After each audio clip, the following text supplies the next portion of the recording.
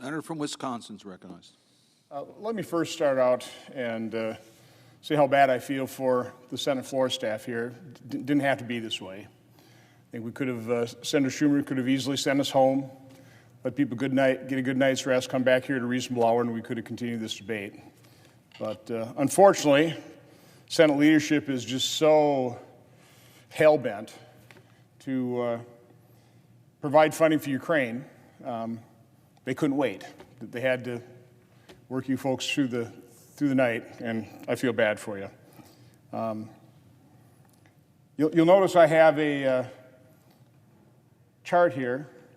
It's the one I literally started producing back in about 2013, 2014, on the problems we're having at our border. I wish that was the primary debate we're having right now, is what do we need to do to secure our border? What should the United States Senate, what should Congress, what should this administration be doing to keep Americans safe? Now, unfortunately, and I'll get into that in much greater detail, this was pretty well taken off the table. Not because Republicans were reluctant to join in a bipartisan immigration bill. We never asked for that. What we asked for is, as long as the administration had a high priority of supplying another 60 plus billion to Ukraine to help Ukraine secure its border, we thought maybe, just maybe, we could use that as leverage to force this administration to secure our border. Now, it's important to recognize that President Biden has probably all the authority he needs to secure the border. Why do I say that? Well, President Trump, when faced with his crisis, which never ever hit 5,000 people a day, you can see how sharp that peak was and how quickly it dropped. But President Trump used what executive authority he had, authority that the Supreme Court wrote in Section 212F of the Immigration and Nationality Act exudes deference to the president in every clause. It entrusts the president the decisions whether and when to suspend entry. Quote, whenever he finds that the entry of aliens would be detrimental to the national interest. It defers him to make the decision on whose entry to suspend. Quote, all aliens or any class of aliens. For how long? For such period as he shall deem necessary. And what conditions? Any restrictions he may deem to be appropriate. The Supreme Court goes on to say, it is therefore unsurprising that we have previously observed that Section 212F of the INA vests the president with ample power to impose any restrictions in addition to those elsewhere enumerated in the INA. Now, it's true that President Trump, in securing that border, met with a great deal of resistance. The radical open border crowd challenged virtually every action he wanted to take in court. But he eventually overcame all those. And again, I'll go through this history. I'll come back in greater detail. But anyway, so President Trump, using existing authority and sheer willpower, little arm twisting with the president of Mexico, from peak to trough, a little less than 5,000 people a day for only 1 month. Within 12 months, brought it down to about 1,200 a day. This was right at the beginning of COVID. And then Title 42 kicked in and dropped it from about 1,200 a day to a low of 570. So again, that's what President Trump was able to do, to use his existing authority. What happened after that? Well, the presidential debates started heating up. And every Democrat candidate for president on the debate stage said we were going to end deportations and offer immigrants free health care. You had all these big city mayors declaring their cities sanctuary cities. Come one, come all. We'll protect you from federal agents. So guess what? They started to come. Unfortunately, President Biden won the presidency, and he made good on that promise. This marks President Biden's inauguration and the explosion of illegal immigration into America. It's hard to get the exact figures because this president's Department of Homeland Security is not exactly what you'd call transparent. They don't give up the numbers the American people deserve to know very easily. So we have to kind of cobble these things together from different sources, but I think it's pretty obvious looking at the numbers that about 6 million people since the start of the Biden administration have entered this country illegally and have stayed. We really do not know who these people are. Who we definitely don't know who these people are the close to 2 million gotaways, known and unknown. By the way, the known gotaway, that's kind of a misnomer. We have no idea who these people are. We just detected them coming across the border. So again, about 6 million people total. 31 states have a population less than 6 million people. My state, Wisconsin, is on the bubble. We have about 5.8, 5.9 people. That's the magnitude, the order of magnitude of the migrant flow that President Biden, using the same executive authority that President Trump used to secure the border, he used that exact same authority to open it wide open and put our nation at risk. When you listen to FBI Director Wray and other law enforcement officials talk about the current threat level, Director Wray, in front of testimony in both House and Senate, says all the warning signs are flashing. The threat of foreign terrorist organizations has not been higher since 9/11. Gee, I wonder how a foreign terrorist fighter could enter this country.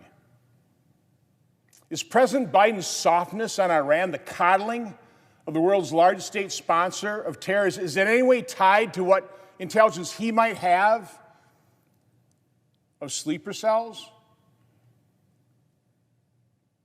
Ready to be triggered if President Biden's response to their sponsor of terrorism is too hard? It's just a question. But I think it's a pretty legitimate question. So, President Biden opens up the border. He exposes America to these threats, a clear and present danger. He did it, and members of the administration carry on the drumbeat of President Trump's secure border. It was so inhumane. It was so inhumane to enforce the law.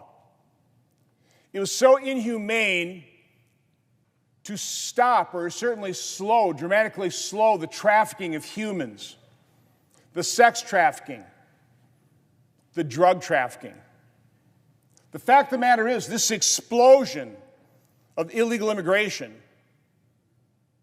President Biden and his Democrat colleagues here in Congress, who also want an open border, who also caused this problem, their open border policy is facilitating the multi-billion-dollar business model of some of the most evil people on the planet.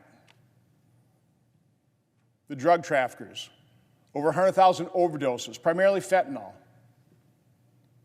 The human traffickers, the sex traffickers. How do you think these young women pay off their $7,000 to $10,000 to $15,000 human trafficking fee? they involuntarily get put into the sex trafficking business. There's nothing humane about President Biden and the Democrat in Congress's open border policy. It is grotesquely inhumane. I mentioned drug trafficking. A few years ago, certainly in Wisconsin, I think this is all over the nation, a big problem was methamphetamine labs. Dangerous labs, but sprinkling up all over in little towns, big towns, all over the country. That's not a problem for law enforcement anymore. Because as President Biden and his Democrat colleagues in Congress, their open border policy, now methamphetamine is so cheap coming in the southern border, those meth labs have been put out of business.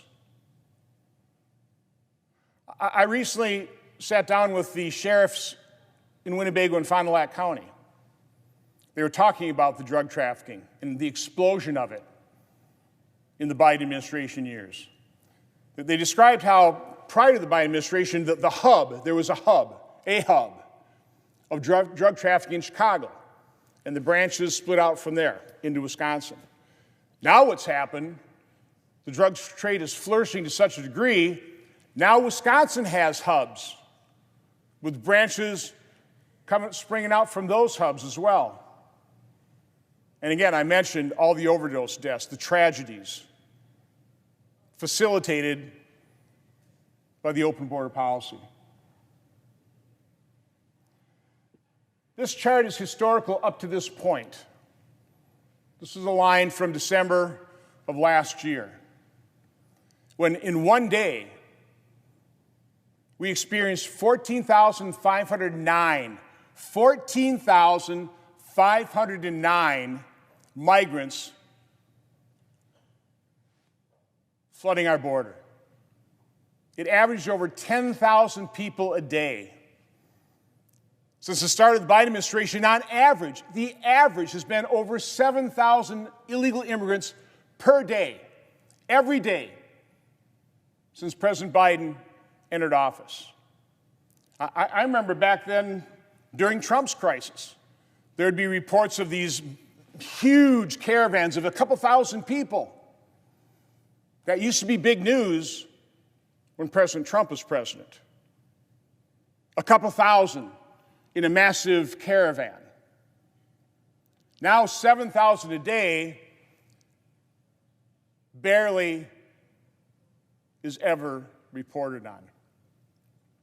In fact, the only reason the current crisis is being reported on, the only reason President Biden and his colleagues, Democrat colleagues in Congress, their open border, is getting a light shined on it now, is because you have mayors like Mayor Adams in New York and Mayor Johnson in Chicago, sanctuary cities, proud to be a sanctuary city, come one, come all of a sudden found out it's not a very good idea.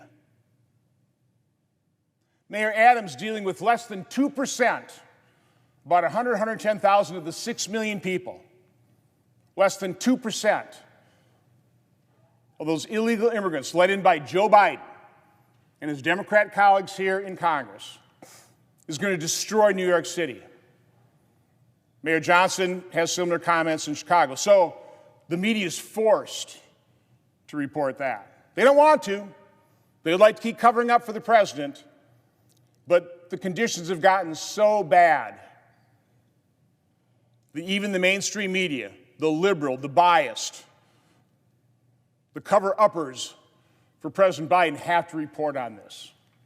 And so now, more Americans are awakened to this clear and present danger.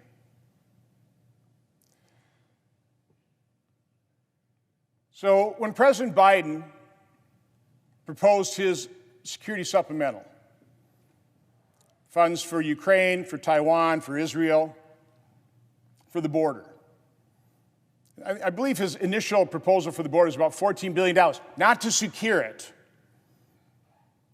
to hire more agents to more efficiently and more effectively encounter, process, and disperse That's been their solution to the problem. That's why Secretary Mayorkas says, we don't have a problem. We have the border under control.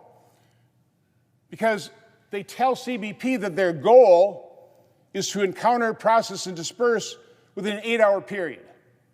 They've gotten very efficient at it. That's not a solution. So when President Biden proposed this supplemental, a lot of Americans started making the point that before we send tens of billions of dollars overseas, as sympathetic as you are or may be with those countries receiving those funds, and I have a great deal of sympathy, but before we start sending all those tens of billions of dollars to help other countries secure their borders, maybe,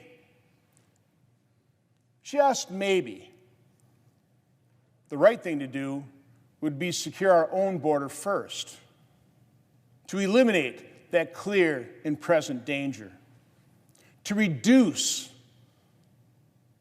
the multi-billion-dollar business model of the human, sex, and drug traffickers. Maybe we ought to do that first. Maybe we ought to look at Americans and go, we want to keep our own citizens safe and secure. We don't want an underground economy.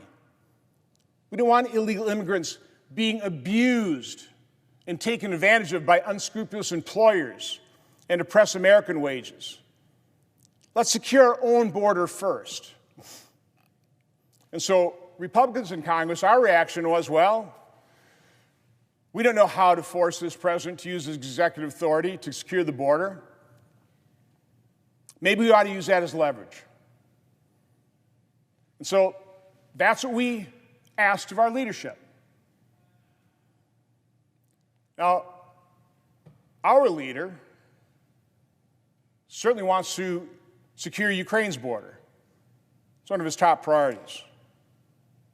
It took him a while to understand that the American people really do want a secure border, and maybe he ought to take that in consideration. So he recommended that the conference, and I was a little surprised at this because it's a definite change in his position, recommended, okay, we need to defeat cloture on this supplemental to show the president that we're serious about securing the border. I had my doubts as to how genuine that move really was.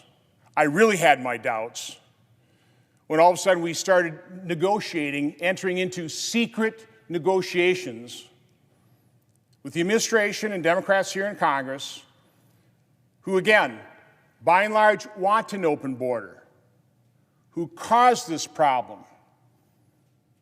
That's a real impediment to negotiation. I've done a lot of negotiating in my business career.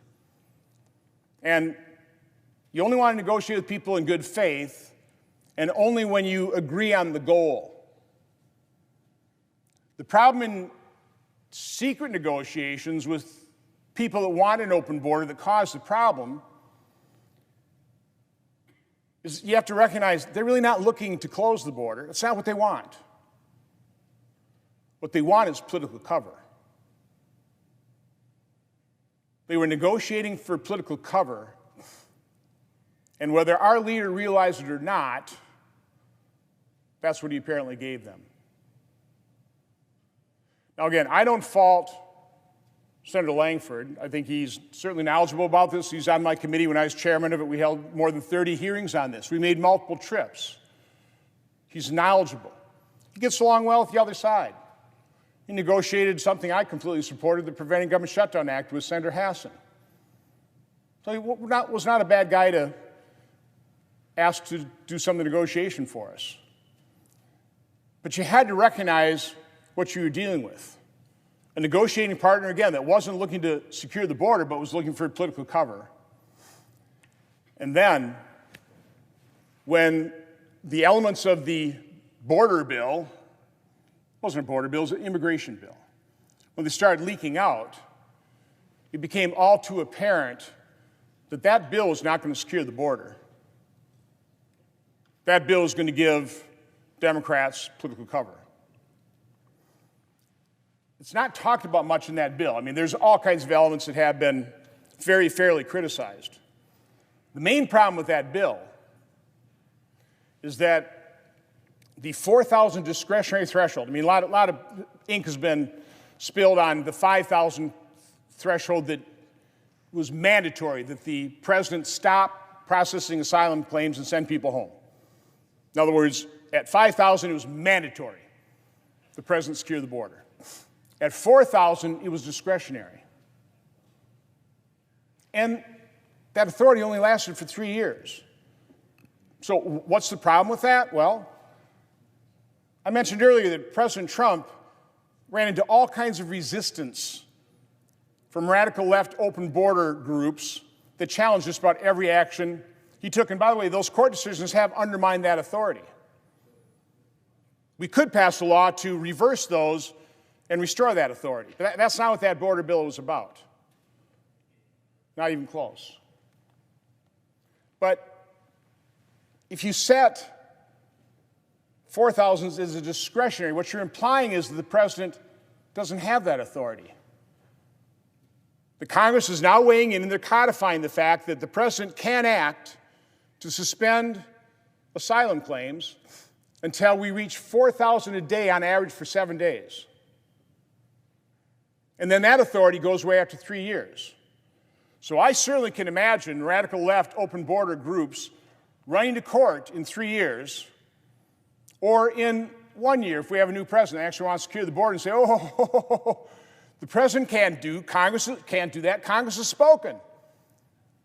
Congress has said that the president cannot stop processing asylum claims, even though the Supreme Court has ruled that 212F exudes deference to the president, specifically on that.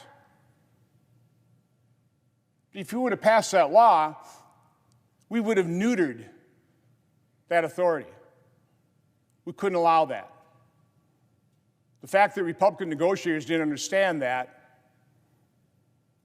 was more than unfortunate. So again, it wasn't people like me criticizing the bill that killed that bill. It was the public. Once the language was actually released and people realized that all the rumors were not only true, the bill was actually worse than what was rumored, that bill killed itself. It should offer no political cover. It was not a border security bill. What this chart shows, and again, this shows, going back here, that is President Obama's humanitarian crisis. That's when daily apprehensions, we called it back then, were over a little more than 2,000 a day. That's when his Secretary of Homeland Security said that 1,000 a day was a really bad day for him. Later on, after he left office, he said 1,000 a day overwhelms the system. And yet, the political cover immigration bill would have normalized thousands. I can't tell you exactly how many.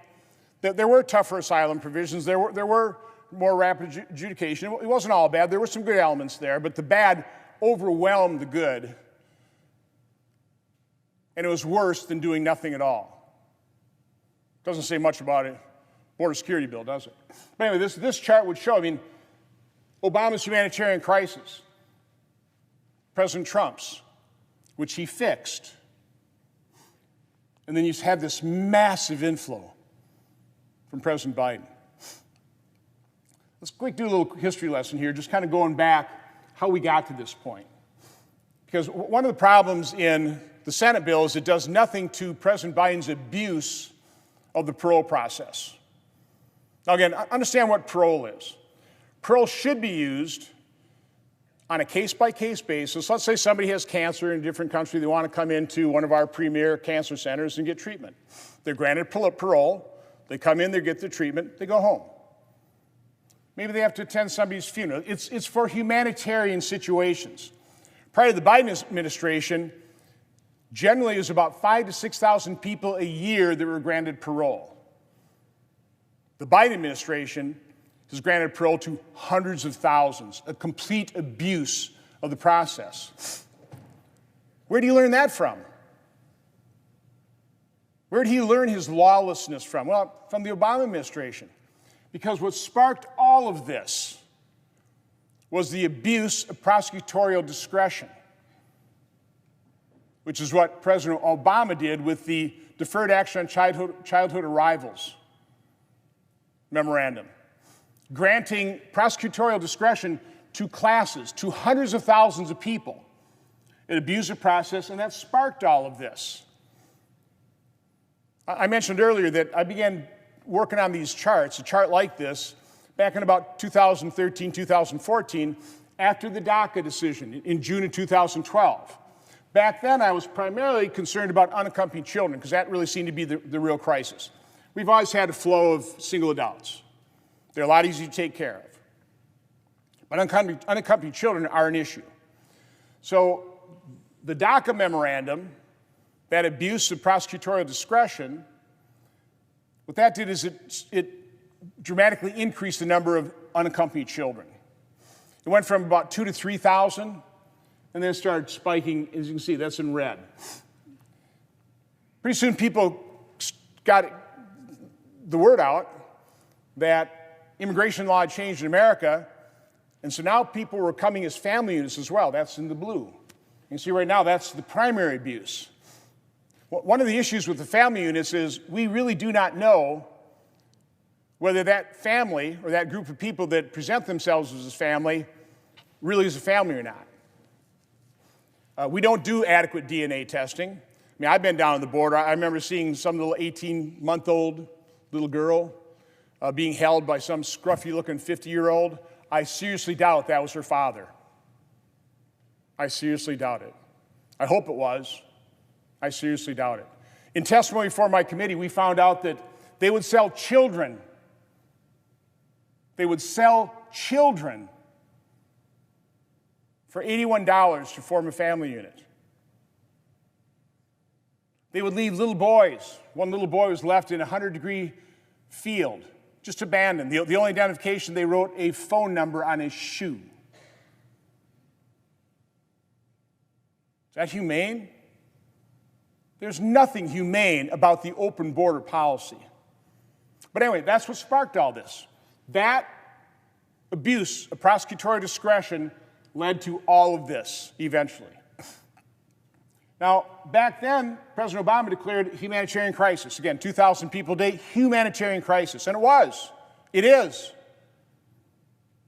And so President Obama started detaining families. There was a decision back in, I think, 1996, if memory serves me right. Could be a different date. Called the Flores decision. It involved unaccompanied children. And basically, there was a settlement over this one little girl named Flores. And basically, the settlement was the U.S. cannot hold or detain an unaccompanied child for more than 20 days. We've got to process them through, turn them over to HHS, and find some sponsor family or do something with that child. We can't detain them within Department of Homeland Security. Didn't have Department of Homeland Security back then, but within the government structure. Of course, that was taken to court once people started abusing our process, started coming as families, and there was what they call the Flores decision reinterpretation. And that applied that settlement to not only just unaccompanied children, but children in family units. And so even the Obama administration started separating families who they could detain from the children who they couldn't. That, of course, was politically untenable, and they stopped. But the result of that stoppage, the result that you could no longer detain people, that pretty well you really ramped up catch and release, that caused President Trump's problem. Now, what President Trump did, again, against great resistance of the open border crowd, is he enacted some pretty smart policies. I actually worked with Senator Sinema on something we called Operation Safe Return, We had 3 Democrats joining that letter to DHS, had a number of Republicans. This was something we worked on with DHS itself, trying to design a rapid adjudication process of asylum claims and a rapid deportation, safe deportation back to their home countries when they don't qualify for asylum. And by the way, a very small percentage of people that come to this country actually qualify for asylum. It's a very tough standard. You have to be persecuted by the government, your government, on 6 different criteria. Economic migration is not a valid asylum claim, and that's the vast majority of people coming here. Listen, I'm sympathetic with them. I want a functioning legal immigration system so these people can't be abused. But anyway, what President Trump did is he started addressing that, and he took that Operation Safe Return, and that morphed into the Migrant Protection Program, otherwise known as Return to Mexico. Now, that didn't work immediately because we weren't getting cooperation from Mexico. We also didn't have the 3rd Safe Country agreements in place with Central America, but those got in place. And then, because Mexico wasn't cooperating, finally, President Trump threatened tariffs against Mexico. That got their attention, and lo and behold, problem solved. Until Democrat presidential candidates started talking about they're going to end deportation, give free health care, and then, even worse, President Biden took office and opened up the border. But again, you can see I've just recreated the Obama humanitarian crisis in comparison to a normalized flow. This is about 4,500 a day. Maybe it'd only be 3,900 a day under the 4,000 discretionary limit. It's going to be thousands a day, which is why that bill had to be defeated. So again, I wish we were debating a true border security bill. I wish we were giving the American people what they want, which is a secure border, being concerned more about American safety than we are the safety of foreigners. I wish we were doing that, but we're not. Instead, we're debating this supplemental. The largest chunk of that spending is going toward Ukraine. So just like I have somewhat a unique perspective on the border crisis because I was chairman of the Senate Committee on Homeland Security and Governmental Affairs for 6 years, I've made multiple trips down to the border. I also have a different perspective, or a unique perspective on the whole Ukraine situation. I served as the either chairman or ranking member of the European Subcommittee of the Senate Foreign Relations Committee for about 10 years. I've made multiple trips to Ukraine. My first trip actually was in, I think, June of 2011. We went to Georgia, who had already been invaded by Russia, then to Ukraine, then up to the Baltic states. Back then, the main issue in Ukraine was the corruption within the wheat markets and the corruption in their news media. The news oligarchs, they called them. I thought that was kind of interesting because if I look back in America, I go, well, we've got billionaires that own the media too. We just call them billionaires. We don't call them oligarchs. We have the same corrupt and highly biased media in America. So we shouldn't be throwing stones. But anyway, that was the big issue back there. Corruption in the media oligarchs, and corruption in the wheat markets. I was the only member of Congress who attended Zelensky's inauguration in May of 2019. I went back a few months later with Senator Murphy, who was also either chairman or ranking member of the European Subcommittee. We did quite a bit of traveling together into Europe. I think 2 things stuck out about Zelensky in those meetings. The first is I do believe he was sincere. We attended his speech at the High Court of, I can't remember the exact name, but the High Court fighting corruption. And he made a very heartfelt plea, laying out his goal that he wanted to defeat, that's the word he used, he wanted to defeat corruption. The problem he had is he was a political neophyte. The long knives were out immediately, and he was never able really to accomplish that goal. The other important thing to remember, or certainly what I remember about this, is that back then, now you've got to remember, this is 2019, Vladimir Putin has already illegally annexed Crimea. He's already in firm control of eastern Ukraine. But even at that point, President Zelensky described to me, or certainly told me, that he wanted to do a peace deal with Putin. He understood there was no way Ukraine could dislodge Russia from those areas. There's just no way. Now, he realized it wasn't going to be popular. I mean, of course it's not going to be popular. You've got an invading force into your territory. But he was practical enough to realize that Russia is a much larger country. It has 4 times the population of Ukraine, has a much larger industrial base, has a powerful navy. So he understood that he did not have the wherewithal, he did not have the capability, Ukraine didn't have the capability of pushing Putin out. So he is intelligent enough to realize, I got to do a peace deal.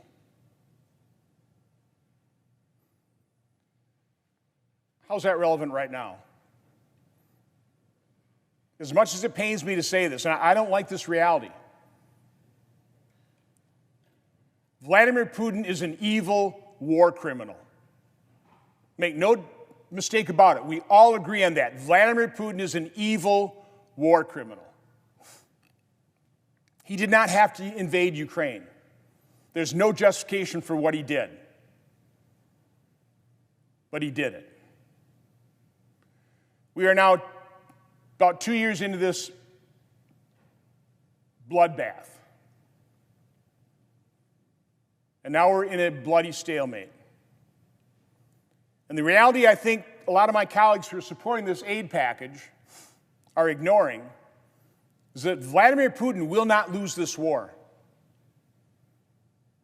Losing the war is existential for Vladimir Putin. Again, Russia has 4 times the population, much larger military-industrial base, or industrial base just in general. They can produce 4.5 million 155 millimeter shells. They're shooting 10,000 a day right now at Ukraine. It's a bloody stalemate, primarily a war with artillery.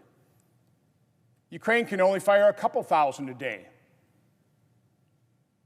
I don't think the West's manufacturing capability has exceeded 1 million a year yet. By the way, a little factoid. Russia produces those 155 millimeter shells for about $600 a piece. Our military-industrial complex charges us $5,000 to $6,000 a piece, an order of magnitude higher. We're spending $880-some billion a year in defense. Are we getting our money's worth out of that? Are we asking that question? Are we doing the oversight? We should be. China, it's hard to say exactly what they spend. It's about $300 billion a year. Now, purchasing power parity, they're probably getting more for the $300 billion. Man, we're spending almost $900 billion. They're spending $300 billion. And the briefings I get, they're building up their military rapidly. The next 13 nations combined spend less than $700 billion combined. So I would ask, what are we spending that money on? You know, we're saying, by the way, I think it's a depraved justification. It's depraved to say one of the rationales for spending $600 or $60 billion for Ukraine is that, well, it's really not going to Ukraine. That's being used here in America. It's creating jobs in your state. Why do I say that's depraved? Because if you're really concerned about the Ukrainian people, that's my concern. The Ukrainian people. If you're really concerned about the Ukrainian people, well, you ought to be concerned about what is happening to their country.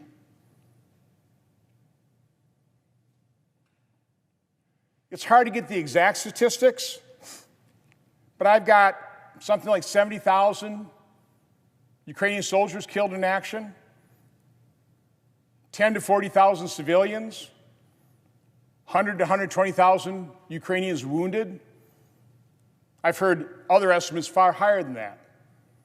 Russia's got about 120,000 soldiers killed in action, wounded almost 200,000. This is a bloody stalemate. I've seen some estimates of the destruction of Ukraine approaching, if not surpassing, $1 trillion. So again, the awful reality that we need to face. If we're really going to vote to add $60 billion of fuel to the fire of a bloody stalemate is, what's the result of that going to be? The only way this war ends, because Putin is not going to lose this war, the only way it ends is in a negotiated settlement. And every day that goes by, the settlement gets worse and worse, and it doesn't get better, it gets worse.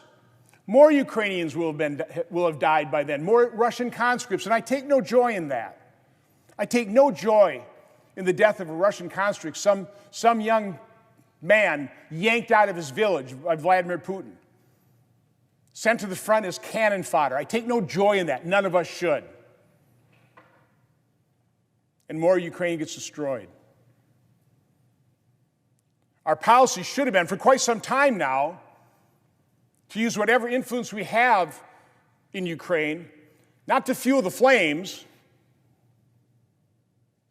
but try to reach a peace agreement. Again, I'm not Pollyannish. I realize how hard that's going to be. There have been atrocities created, war crimes.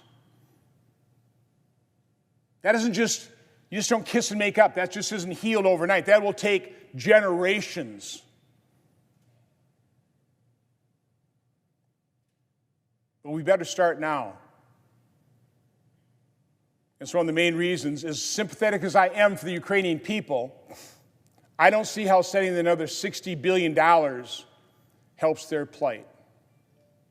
Because I see no strategy whatsoever on the part of the Biden administration to actually try and end the war. I see no strategy whatsoever other than spend more money and send more munitions and stoke the fires, fuel the flames of the bloody, relentless stalemate. So again, unfortunately, that is just the stark reality of the situation. It was interesting, we did an X space, I think that's how you pronounce it, with David Sachs, associate with Elon Musk. Elon Musk was on, a couple other U.S. senators, Senator Vance, Senator Lee.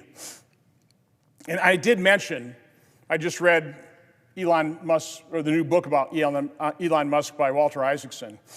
And in that book, Walter Isaacson describes what Elon Musk has developed. He calls it an idiot index. It's a very interesting concept. I'm in manufacturing. It really resonated with me. I kind of look at things the same way. It's basically, you take a look at any product, and you calculate what is the raw material cost of that product. You know, this desk, maybe you got $10 worth of wood in there. Maybe you got 20. I don't know what it is. The next question you ask is then, well, what's the price? And it's the price divided by the raw material cost, and that gives you your idiot index. The higher that number, the more opportunity there is for dramatically reducing the cost of that product. And that's what Elon Musk is a genius at. I was being interviewed by a Wall Street Journal reporter. I haven't verified this, but this is what the reporter told me. He said that Elon Musk, through the use of things like idiot indexes and his just relentless pursuit of questioning every requirement and driving costs out, just maniacally, quite honestly, he's taken the cost of a launch of a rocket from $1 billion to $70 million. And he's come up with technology to land the boosters synchronously in pads right next to each other. That's what the private sector does. I talked a little bit earlier about spending $880-some billion on defense. $5,000 to $6,000 per 155 millimeter shell versus Russia spending $600. It's time for Congress, it's time for the Senate to do oversight. Start putting pressure on our military-industrial complex to deliver a whole lot more for a whole lot less, as opposed to being driven, as President Eisenhower warned us, being driven by the military-industrial complex into all these foreign entanglements.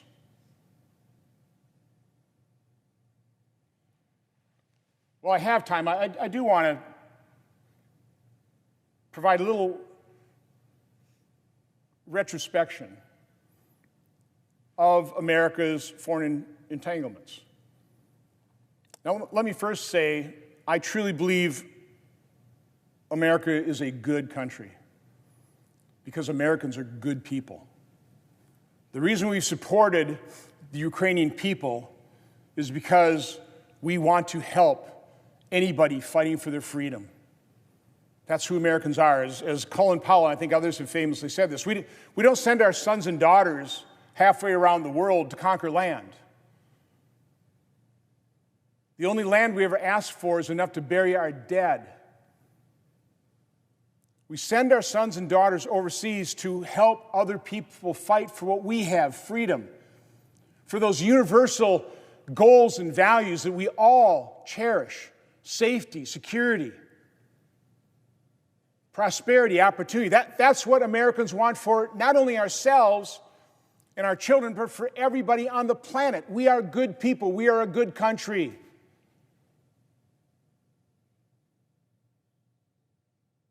But we have had leaders, we have the military-industrial complex, we have agencies that are far from perfect, that I think have led us astray. And as a nation, we better start taking a look back and going, what was the result of that intervention? I was just recently in Hanoi. What wonderful people.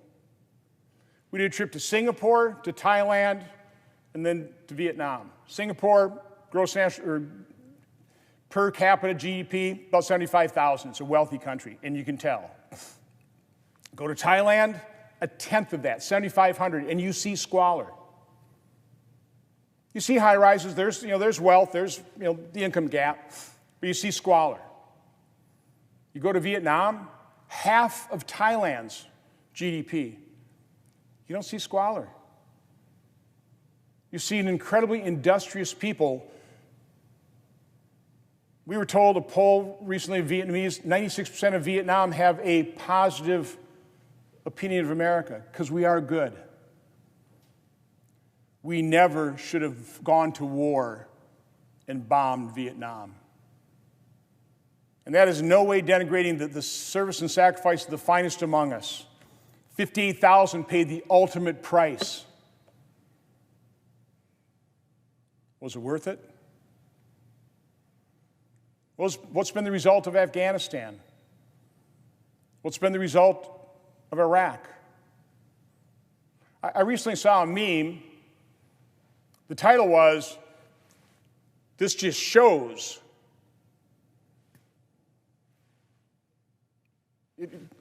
To describe it better, is it showed a picture of Iran, and it had all of these U.S. military bases surrounding Iran. It's basically saying, well, you can see why we find Iran so provocative, because they put their country so close to our bases. Again, I'm no apologize for the mullahs. They are the largest state sponsor of terror. They provide the IEDs that was responsible for more than 600 American soldiers dead.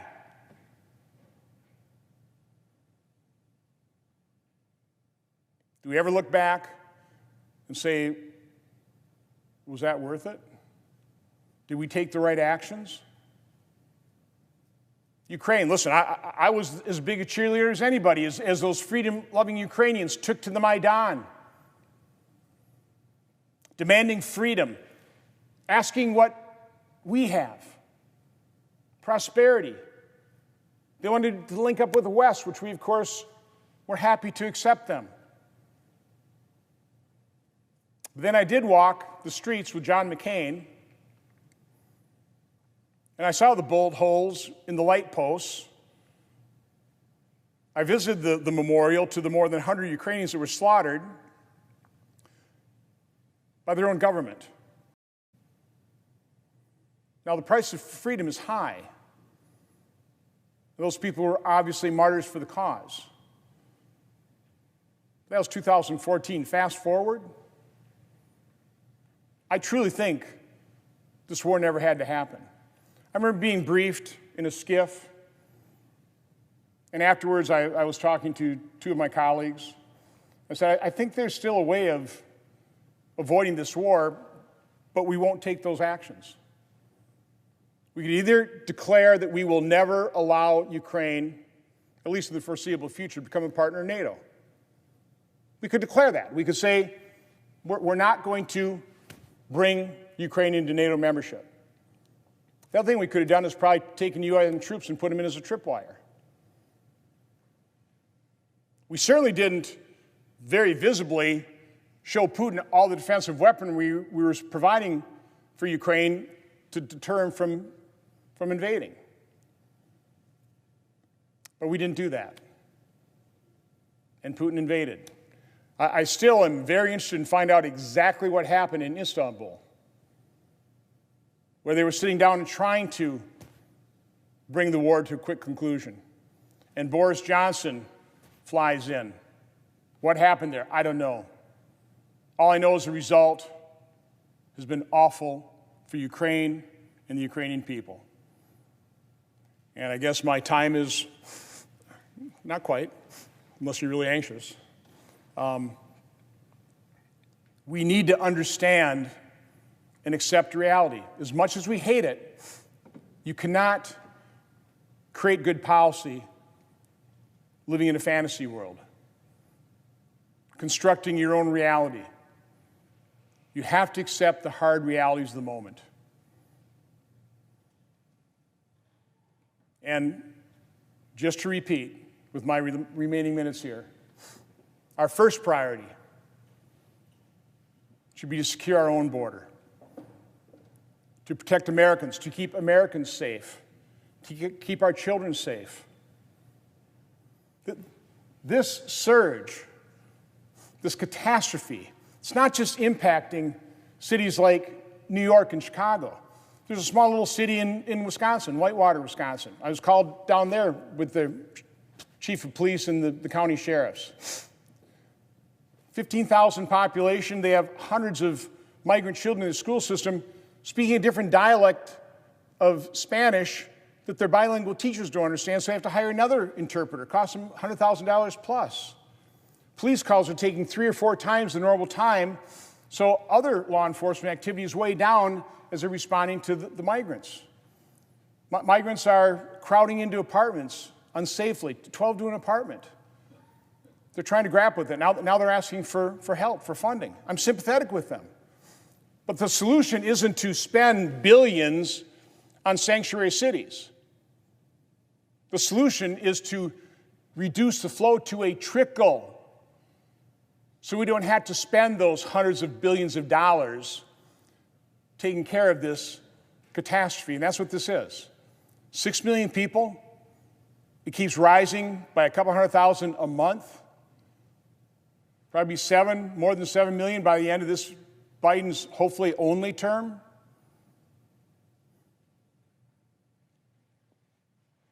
This shouldn't be that hard. This didn't require a monstrosity of a Rube Goldberg immigration bill. All we asked for was some enforcement mechanism tied to Ukraine funding to leverage that funding to force President Biden, who wants an open border, who caused this problem, to use the executive authority he already has to secure the border. And oh, by the way, recognize how much easier it is for a Democrat president to secure the border versus a Republican. President Trump, again, faced strong resistance from the open border crowd and no help from Democrats here in this chamber to override court decisions, for example.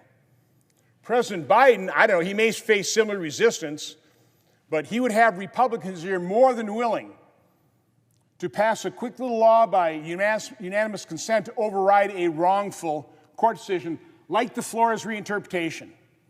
It's maybe not widely known, but President Obama's Secretary of DHS, Jay Johnson, completely disagreed with that court decision. Completely disagreed with it, wrongfully decided. What President Obama should have done is he should have come to Congress and asked for us to write a very focused law, very targeted law, to instruct the court that you're wrong.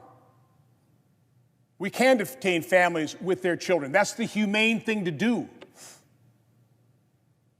as opposed to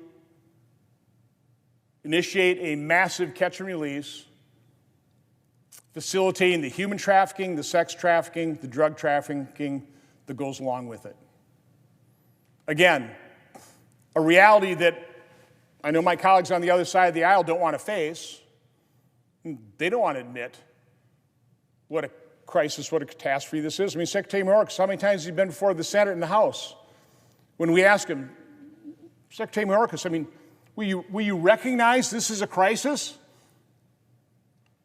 No, Senator. Well, at least a problem? No, Senator, it's a challenge. It's a challenge we're rising to. We have control over the border, Secretary Mayorkas says. And again, his definition of control and their solution is billions of dollars to sanctuary cities, billions of dollars for more CBP officers, not to secure the border, not to stop the flow, but to more efficiently and effectively encounter, process, and disperse, and create a problem for cities large and small that is going to be with us for years, if not decades. This has to end. It is a tragedy that this body, this Senate, couldn't rise to the occasion, actually construct a real border security bill, one that would bring this down to a trickle. Do what President Trump did in March and April of 2020. Bring this flow down to way under 1,000 a day. That's what the American people expected. That's what we should have delivered. That is what we have failed miserably to do. And now we're about ready to send $60 billion to Ukraine, no border security whatsoever, and we'll fuel the flames and prolong the destruction of Ukraine and the killing of its citizens and Russian conscripts. This is a pretty easy no vote for me. It boggles my mind that so many of my colleagues here are actually going to vote yes on this without first securing our border. And with that, Madam, I yield to good senator from Nebraska.